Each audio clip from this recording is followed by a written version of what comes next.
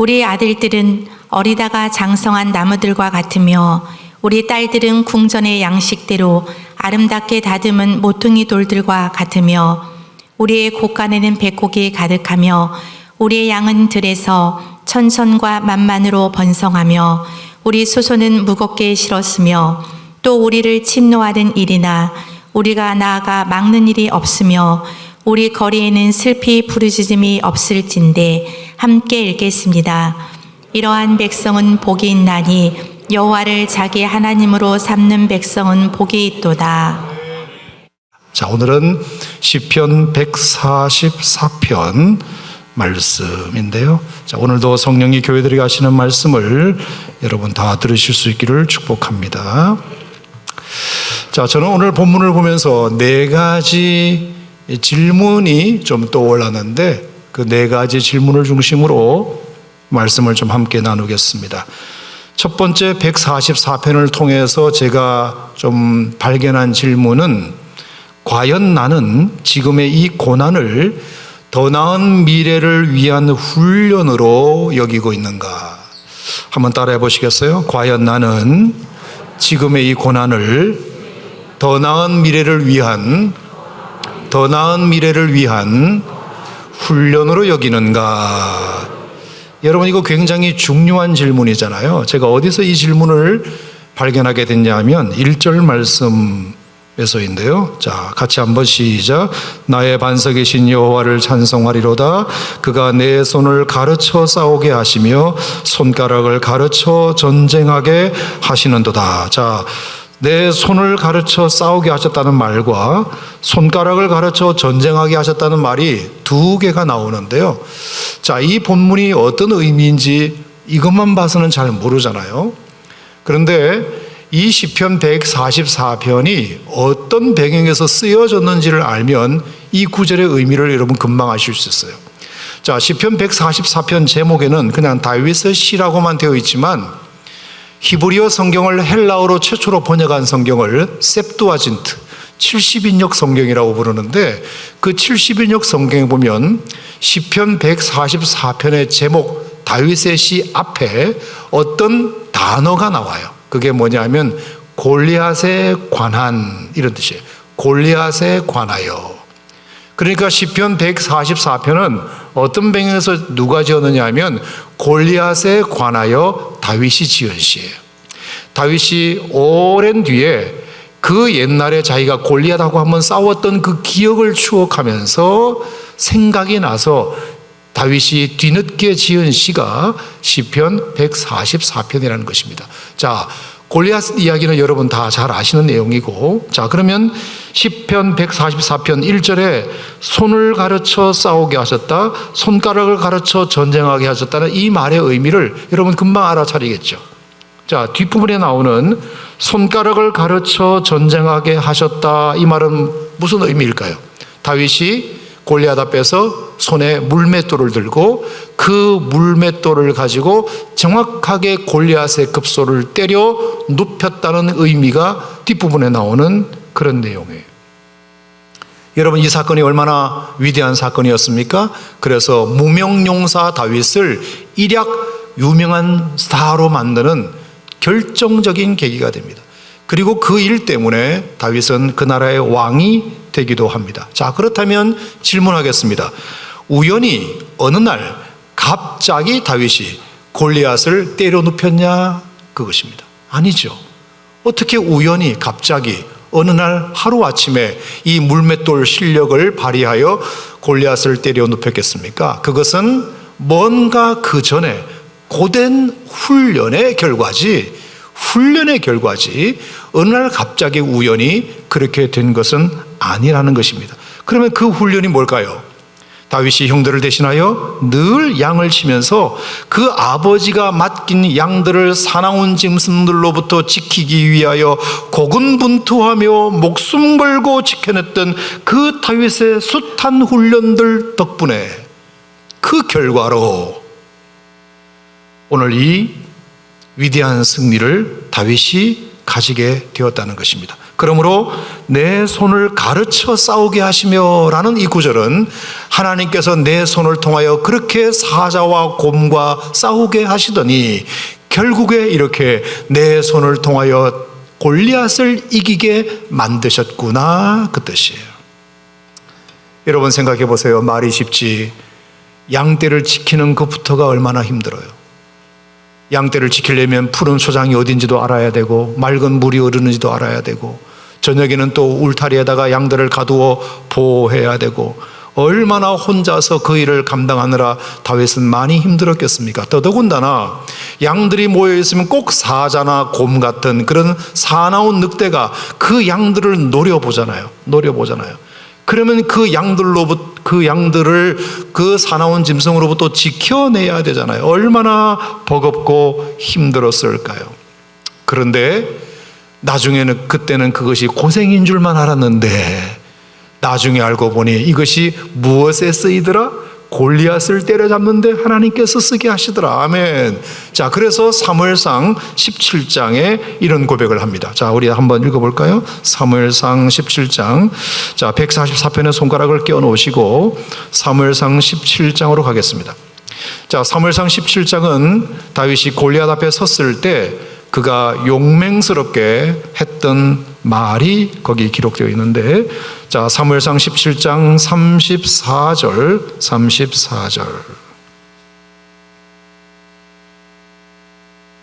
자, 34절. 다윗이 사울에게 말하되 주의 종이 아버지의 양을 지킬 때에, 그랬어요. 주의 종이 아버지의 양을 지킬 때에.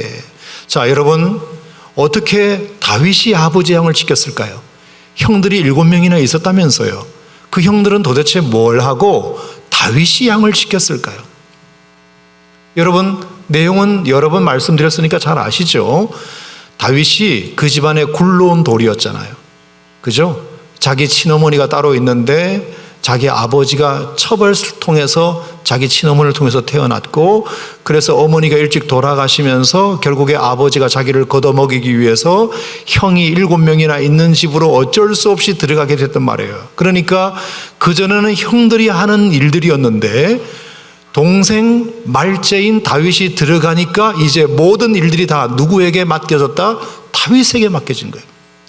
그러니까 모든 구질구질한 일, 힘든 일은 모두 다윗에게 맡기다 보니까 형들 7명은 놀고 있고 막내인 다윗이 그 모든 힘든 일을 다 맡아 한 겁니다.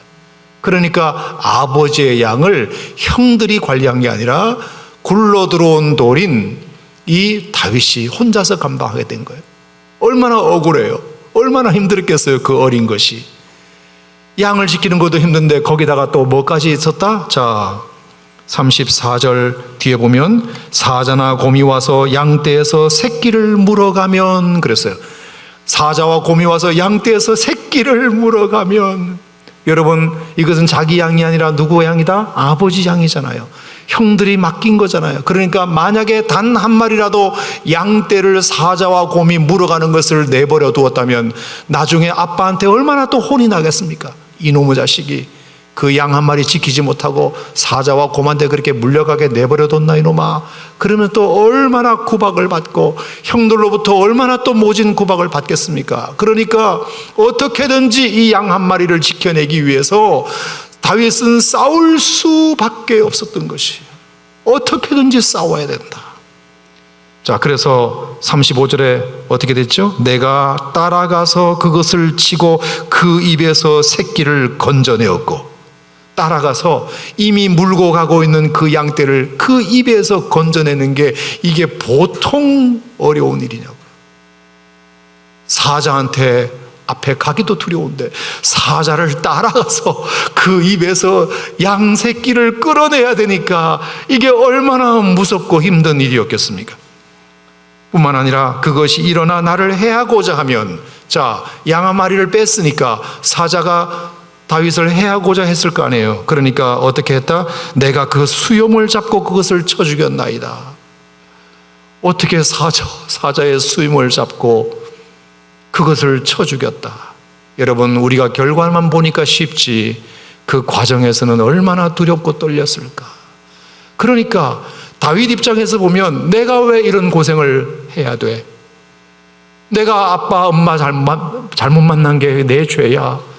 내가 어떻게 어머니 일찍 돌아가셔서 이렇게 형들 7이나 있는 막내에 들어와 가지고 이렇게 나는 사서 고생을 해야 돼. 얼마나 자기 운명에 대하여 탓을 많이 할 수밖에 없었겠습니까? 그런데 여러분, 그것이 결국에 어떻게 됐다? 그 모진 훈련의 기간, 그 어렵고 외로운 투쟁들이 나중에 하나님이 어디다가 쓰시려고 그렇게 훈련시켰다?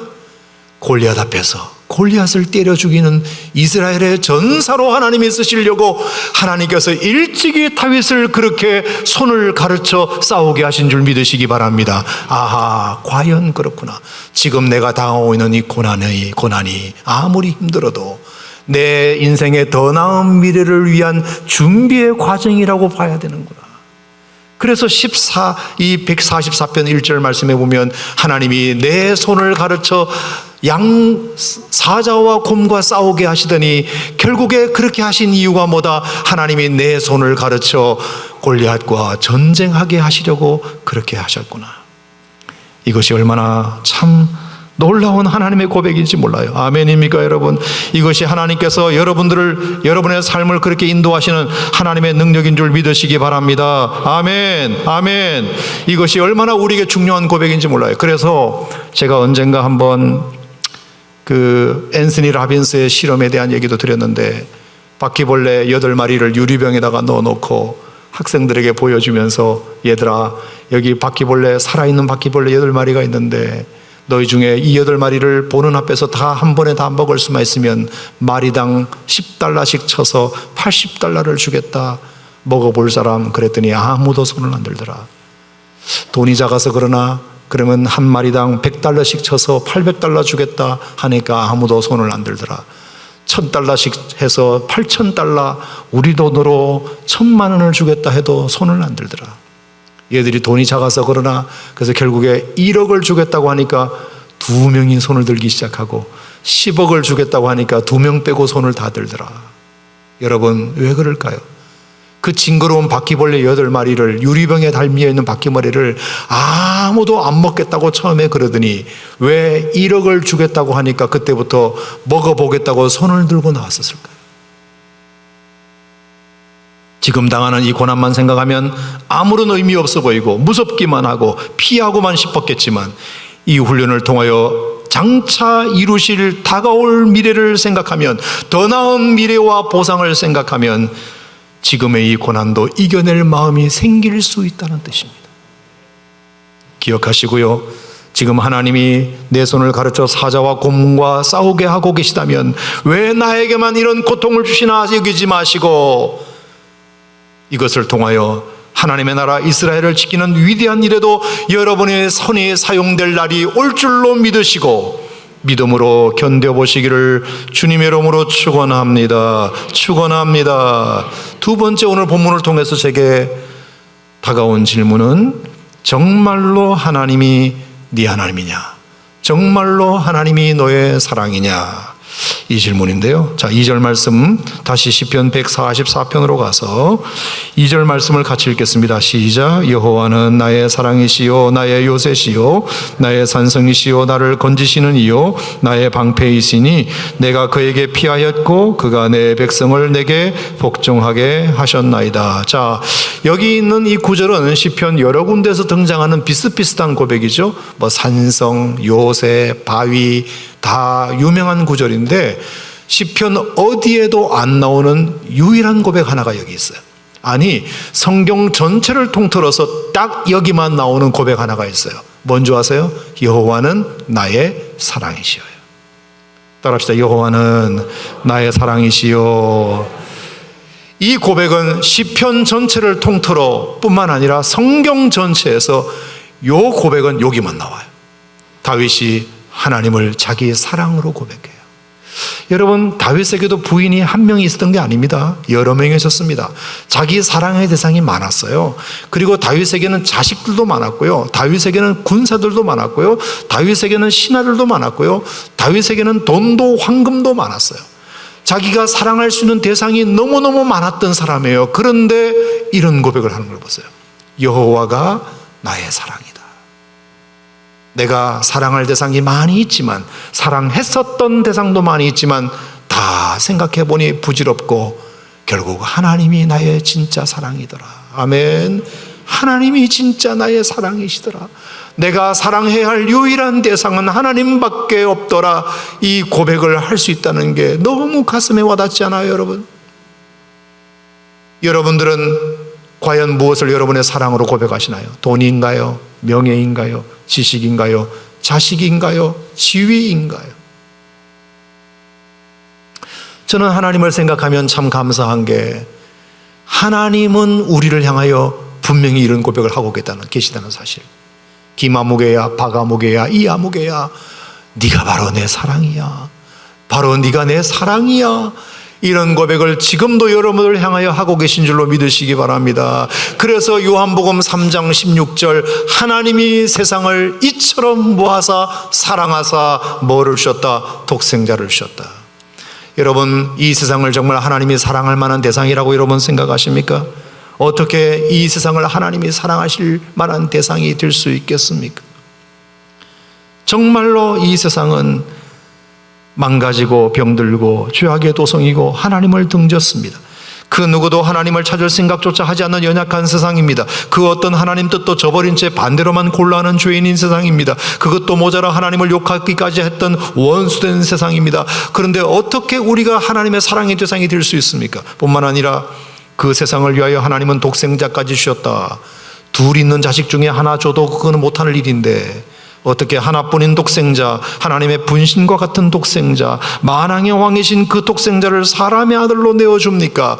거기다가 십자가에까지 죽게 합니까? 여러분, 이것만 봐도 하나님에게는 분명히 여러분과 제가 하나님의 사랑의 대상인 것입니다.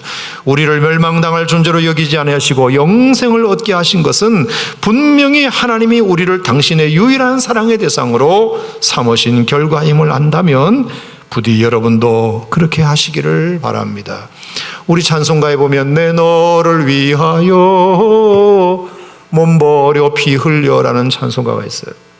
내 너를 위하여 몸버려 피 흘려 너의 죄를 위하여 살 길을 주었다. 널 위하여 내가 몸을 주었다. 이렇게 말씀하셨어요. 근데 그 찬송가의 마지막 질문이 뭐죠? 너 무엇 주느냐? 너는 무엇을 주느냐? 나는 너를 위하여 많은 것, 모든 것을 내어주었지만 그렇다면 너는 나에게 무엇을 주느냐? 여러분, 우리가 하나님이 우리를 당신의 사랑으로 여기신다면 우리도 이제 하나님 앞에 그런 고백을 드릴 때가 되지 않았을까요? 하나님이 나의 사랑이십니다. 내게 사랑할 만한 것들이 주변에 널려 있지만 다윗처럼 부인도 많고 자식도 많고 신하도 많고 물질도 많고 군사도 많지만 그 땅 그 다 나의 사랑의 대상이 아니라 알고 보니 흔들어 보니 하나님만이 나의 유일한 사랑의 대상이더라. 여러분, 이 고백이 오늘 여러분들에게도 있기를 축복합니다. 축복합니다. 세 번째, 오늘 본문이 던지는 질문은 과연 나는 그 하나님 사랑받기에 합당한 존재인가? 따라합시다. 과연 나는 그 사랑을 받기에 합당한가? 여러분, 답은 뭘까요? 아니다죠. 아니다. 나는 나 같은 사람이 어떻게 하나님의 사랑을 받냐? 자, 3절 말씀에 그래서 다윗은 이런 고백을 해요. 시작. 여호와여, 사람이 무엇이기에 주께서 그를 알아주시며 인생이 무엇이기에 그를 생각하시나이까? 하나님, 제가 도대체 어떤 존재이기에, 저 같은 사람이 뭐기에 하나님이 나를 알아주시고 내 이름을 기억해 주시고 나를 생각해 주셔서 지금까지 나를 살게 하셨습니까? 하나님 아시는 대로 저는 불행한 과거를 가지고 이 땅에 태어났습니다. 저는 별 볼 일 없는 사람입니다. 우리 아버지의 첩을 통해서 태어난 사람입니다. 게다가 우리 친어머니 일찍 돌아가시는 바람에 졸지에 고아가 되어 외로웠던 사람입니다. 불쌍한 사람입니다.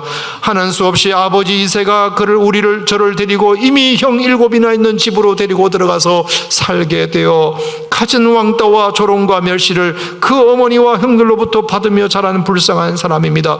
그래서 심지어 사무엘 같은 선지자가 우리 집에 왔을 때에도 우리 어머니가, 우리 형들이 너는 나가 있어, 너는 나가 있어. 그래서 우리 집에 귀한 손님이 오셨을 때도 저는 들에서 홀로 양이나 쳤던 불쌍한 사람입니다. 그 양치는 것도 쉽지 않아서 늘 사자와 곰과도 싸우며 죽을 뻔한 위기도 몇 번이나 넘겼던 사람입니다. 어떻게 이런 나를 하나님이 알아주시고 하나님이 생각해 주셔서 내게 기름을 부으셨습니까?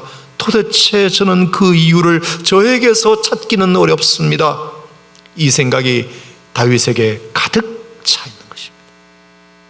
그러니까 여러분, 다윗은 아무리 잘 돼도 교만할래야 교만할 수가 없는 것입니다. 이 생각이 꽉 차 있으니까 나 같은 사람이 어떻게 하나님이 나를 알아주시고 어떻게 나를 생각하시는지 이 생각이 가득 차 있으니까 다윗이 아무리 높아져도 교만할래야 교만할 수가 없는 것입니다. 늘 자격 없는데 자기는 여기까지 왔다고만 생각하니까. 여러분, 어쩌면 이런 위대한 다윗의 고백이 다윗을 더 위대하게 만들고 있는 건 아닐까요? 그가 한 업적보다 그의 고백이 어쩌면 그를 더 위대하게 만들고 있을지 몰라요. 제가 최근에 유튜브에서 크리스찬 연예인 수상 소감이라는 거를 어떻게 하다가 보게 됐어요. 생각보다 연예인들 중에 예수 믿는 사람들이 많다는 것을, 그가 연말에 상을 받으면서 하나님 영광 올립니다, 하나님 영광 올립니다, 이런 얘기를 많은 연예인들이 하더라고요. 근데 그 중에서 제일 눈에 띈 연예인이 있어요. 장나라 씨예요. 장나라 씨. 너무 예쁘게 생겼잖아요. 너무 연기 잘하잖아요. 너무 인기 많잖아요. 그런데 그 장나라 씨가 매년마다 상을 받았는데 상을 받을 때마다 매년 고백했던 내용이 동일해요. 뭐라고 고백했느냐? 아무것도 아닌 저를 이렇게 살려주시고 축복해 주신 하나님께 감사드립니다. 아무것도 아닌 저를 이렇게 살려주시고. 저는 그 말에 너무 마음이 와닿아요. 어떻게 저렇게 예쁘게 생긴 배우가, 어떻게 저렇게 인기가 많고 연기도 잘하는 배우가 아무것도 아닌 나라고 말할 수 있을까? 아무것도 아닌 나를 이렇게 살려주시고 저를 축복해 주신 하나님께 감사드립니다. 그 고백을 듣는데 그 아름다움이 어찌나 빛이 나든지. 야, 얼마나 많은 사람들에게 잘 나가지만 겸손한 그런 크리스찬 연예인의 모습을 제대로 저가 보여주고 있는지 너무 감동이 되었습니다. 그럼 여러분도 혹시 앞으로 잘 되시더라도 여러분 이 고백이 꼭 있기를 축복합니다.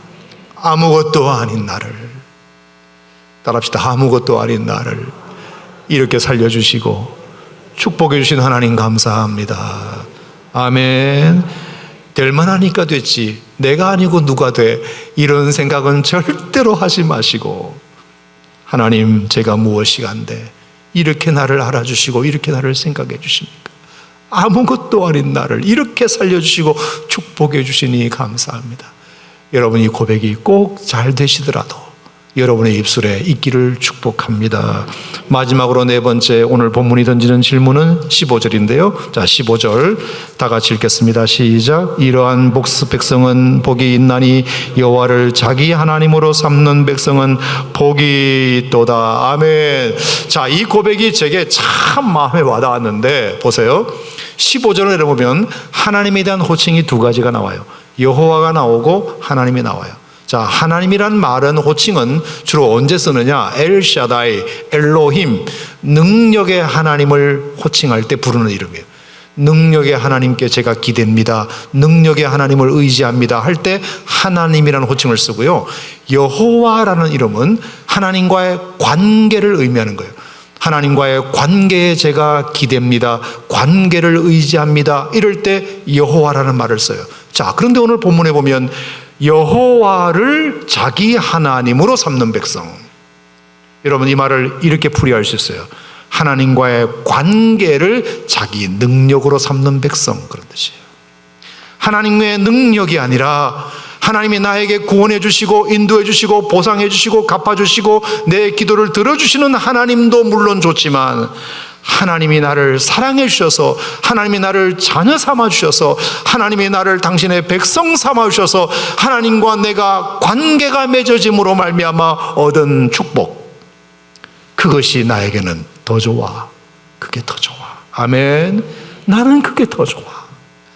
그래서 하나님과의 맺은 관계를 자기 능력으로 삼는 백성은 복이 있도다. 아멘. 그 복은 어떤 복보다 더 좋다? 자, 12절부터 보면 뭐가 나와요? 우리 아들들은 뭐 하다가 어리다가 장성했고, 우리 딸들은 뭐 했다?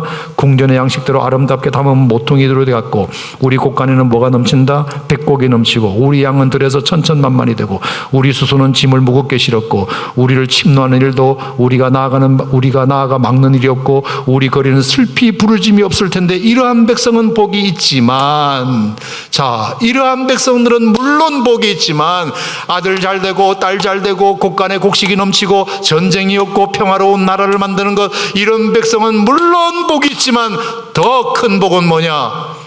여호와를 자기 하나님으로 삼는 백성은 진짜 복이 있도다. 아멘. 여러분, 이것이 진짜 우리가 추구해야 할 복이 아닌가요? 그래서 저는 모세가 참 존경스러운 게, 출애굽기 32장에 보면 금송아지 사건이 나오잖아요. 그래서 하나님이 너무 화가 나셔서 내가 이 백성들을 다 쓸어버릴 거야. 여러분, 하나님이 한번 마음 먹으면 누가 막아요? 누가 막아요? 근데 모세가 하나님께 찾아가요. 하나님, 한 번만 봐줘요. 한 번만 봐줘요. 우리 백성들 너무 불쌍하잖아요. 한 번만 저를 봐서라도 우리 백성들 용서해 주세요. 제가 단도리를 잘 시킬게요. 그렇게 해서 겨우겨우 하나님의 진노를 거두어요. 여러분, 성경 어디에 하나님이 한번 마음 먹고 선포하신 내용을 하나님이 뒤집으시는 일이 있나요? 절대로 그럴 일이 없어요. 인간이 아무리 기도해도 하나님이 한번 작정하시면 밀어붙여요. 그런데 하나님이 모세가 그렇게 기도하니까, 알았어, 내가 백성들 생각하면 한번 뒤집고 싶은데 너를 봐서 그러면 내가 없던 일로 할게. 여러분, 이게 어떻게 이런 일이 가능했을까요? 모세와 하나님과의 관계가 좋았기 때문에. 출애굽기 33장 11절에 보면 모세는 하나님을 친구처럼 여겼다. 하나님도 모세를 친구처럼 여겼다. 그래서 친구처럼 대화하듯이 했다고 되어 있어요. 아멘. 관계가 능력인 거예요. 관계가 능력인 거예요. 자, 그래서 하나님의 진노가 넘어갔단 말입니다. 자, 그런데 33장에 가면 또 하나 사건이 나와요. 모세야, 이리 와봐. 내가 아무래도 안 될 것 같아.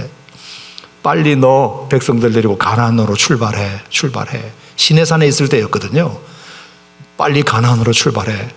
내가 가나안 땅에 잘 도착할 수 있도록 뒤를 다 봐줄게. 그 내가 약속한 거니까 지킬게. 하지만 모세야, 내가 이 백성들과 더 이상 동행하기는 좀 어려울 것 같아. 내 마음에 아직도 상처가 남아있거든. 그러니까 내가 약속한 건 지키마. 네가 가나안 땅에 갈 수 있도록 내가 다 도와줄 테니까 내가 오늘 너희랑 나랑 여기서 빠이빠이 하자. 나는 같이 못 가겠다. 그랬을 때 모세가 선택을 해야 돼요. 아하, 하나님이 우리를 가나안 땅으로 무사히 인도해 주신다고 약속하셨으니까 하나님이 없더라도 그걸 받을 건가? 아니면 가나안에 가는 게 중요하지만 하나님과 함께 동행하는 것이 더 중요하니까 차라리 가나안을 포기하더라도 하나님을 붙드는 것이 더 옳은가? 모세가 선택해야 됐어요. 여러분 같으면 어떻게 했겠습니까? 하나님 없어도 좋으니까 빨리 가나안이나 보내주세요 라고 하셨겠습니까? 아니면 가나안도 중요하지만 하나님이 더 중요하니까 저희는 하나님 두고 못 가요, 하나님 두고 못 가요, 그렇게 말씀하셨겠어요? 모세는 후자를 선택했어요. 그래서 출애굽기 33장 15절에 뭐라 그랬죠? 따라합시다. 주께서 안이 가시려거든 우리를 이곳에서 올려보내지 마옵소서. 아멘. 주님이 우리와 함께 가지 아니하시거든 우리도 안 가겠습니다. 하나님 없는 가나안보다 하나님 있는 광야가 우리에게는 더 좋습니다. 여러분, 이게 뭐예요? 하나님과의 관계를 깰 수 없다는 뜻이에요. 하나님의 능력도 좋지만 우리가 무슨 일이 있어도 하나님과의 관계는 못 깹니다. 우리가 하나님 두고는 못 갑니다. 하나님 한 번만 봐주세요. 우리를 떠나지 말아주세요. 우리를 버리지 말아주세요. 그랬더니 하나님이 한 번 더 마음을 접으시고, 알았어, 네가 그렇게 나를 원해? 가나안을 원하는 게 아니라 나를 원하는 게 진짜 맞아? 맞아요. 하나님, 저희들은 가나안보다 하나님을 원해요. 여러분이 하나님 입장이라고 생각해봐요. 그 말에 얼마나 감동하셨을까. 하나님이 얼마나 감동하셨을까. 가나안보다 나를 원한다는데, 김중배의 다이아 반지보다 나를 원한다는데 어느 누가 감동이 되지 않겠어요? 오늘 마지막 하나님이 우리에게 던지는 질문은, 너는 뭘 원하느냐? 능력이냐, 관계냐? 하나님의 능력을 원하느냐, 하나님과의 맺어진 관계를 원하느냐? 사랑하는 성도 여러분, 끝까지 갈 것은 하나님과의 관계지 하나님의 능력이 아닙니다. 아멘. 저는 그래서 하나님이 가끔 제 기도 안 들어주셔도 좋아요. 안 들어주셔도 좋아요. 그냥 하나님이 내 사정을 알고 계시다는 것만으로도 감사해요. 감사해요. 아멘. 그게 더 위로가 돼요. 그게 더 큰 능력이 돼요. 앞으로 여러분들이 이 사실을 아신다면, 하나님과의 관계를 잘 맺어가는 유일한 방법은 뭐죠? 하나님의 꿈을 여러분의 비전으로 삼는 거예요. 예수님의 인격을 여러분의 성품으로 삼는 거예요. 성령님의 권능을 여러분의 능력으로 삼는 거예요. 그래서 하나님의 마음과 일치되는 것이 하나님과의 관계를 잘 맺어가는 것이에요. 여러분이 하고 싶은 대로 하지 말고 하나님이 원하시는 대로, 하나님의 꿈이 나의 비전이 되고, 예수님의 성품이 나의 인격이 되고, 그러면 하나님과의 그 친밀한 관계가 여러분에게 정말로 능력이 될 줄 믿습니다. 오늘 시편 144편을 통하여 하나님이 여러분과 저에게 던지는 질문, 지금의 이 고난이 앞으로 너의 더 나은 미래를 위하여 훈련하고 있다는 사실을 믿느냐? 정말 하나님이 너의 사랑이냐? 그리고 네가 정말 하나님의 사랑을 받을 만한 충분한 자격이 있다고 생각하느냐? 그리고 하나님의 능력이냐, 하나님의 관계냐? 이 사실을 오늘 여러분에게 질문할 때 하나님이 원하시는 멋진 대답으로 하나님께 영광 돌리는 여러분 되시기를 주의 이름으로 축원합니다. 축원합니다. 하나님 아버지 감사합니다.